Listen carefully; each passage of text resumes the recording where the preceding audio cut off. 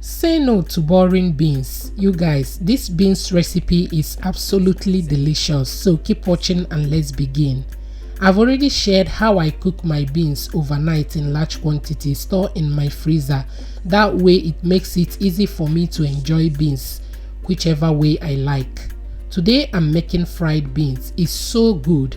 If you're not a fan of beans, give this recipe a try. I'm sure you're going to love it.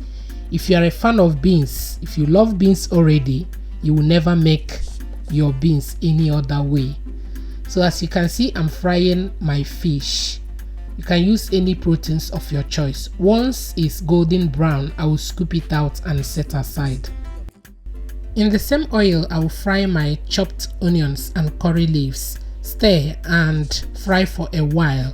Next, I will add my tomato paste, stir and allow to fry until the sour taste is no more.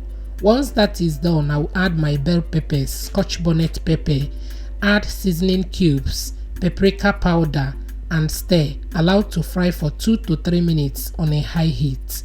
Once that is done, I will add my fish stock and stir.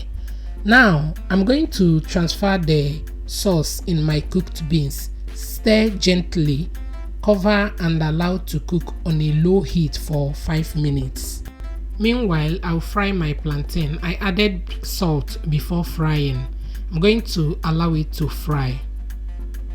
Now back to my beans. It's been 5 minutes. So I'm going to transfer the fried fish in there. Cover and allow it to absorb all the goodness from the beans. At this time, the plantain is ready. I'm going to scoop it out and the beans is also ready.